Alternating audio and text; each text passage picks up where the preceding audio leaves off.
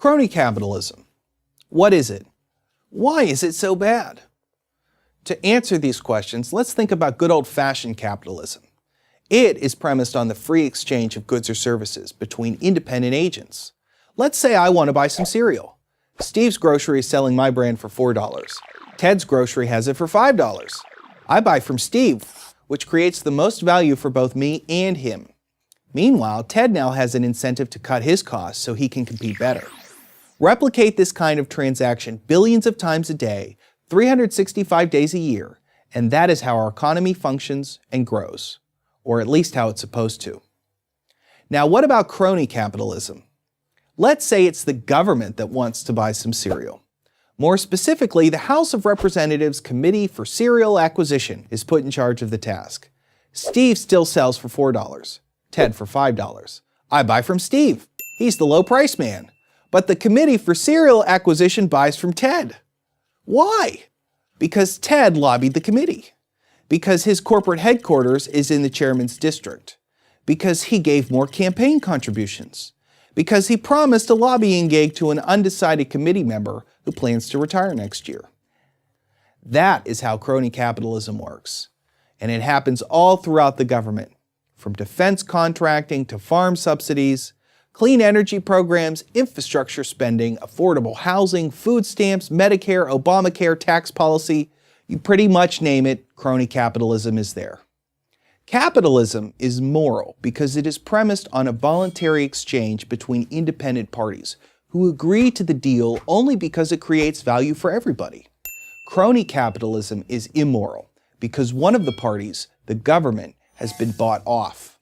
This creates three problems. First, it is unfair.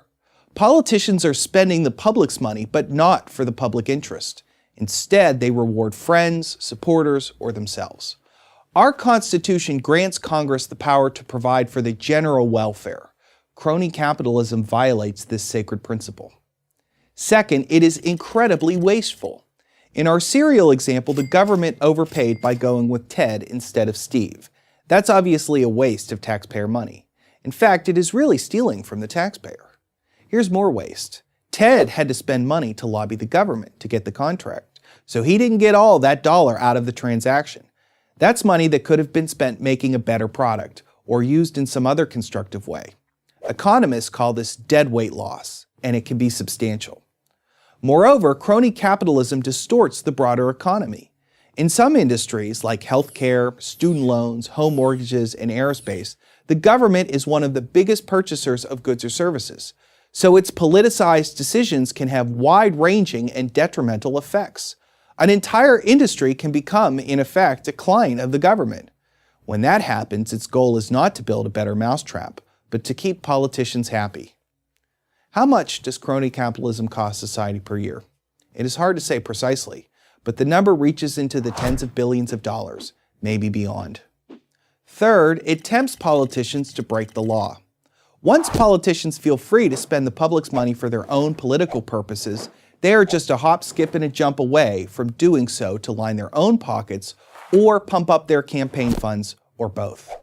So what can we do? Our first task is to recognize that government must have limits. Of course, there has to be a national authority to set the parameters for society that establishes the rules of the game and enforces them. But when we expect the government to promote an industry, tinker with some sector of the economy, help some important voter group, we create the groundwork for crony capitalism and all the bad things that come with it: favoritism, waste, theft, and other forms of corruption.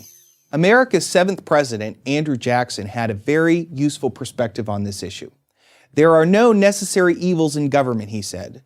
Its evils exist only in its abuses. If it would confine itself to equal protection and, as heaven does its rains, shower its favors alike on the high and the low, the rich and the poor, it would be an unqualified blessing. Jackson had it right. A limited government confined to equal protection can't play favorites. Limited government. If getting rid of crony capitalism is the goal, it all starts there. I'm Jake Cost of the Weekly Standard for Prager University. To subscribe to our YouTube channel, click here. To help keep our videos free, donate here.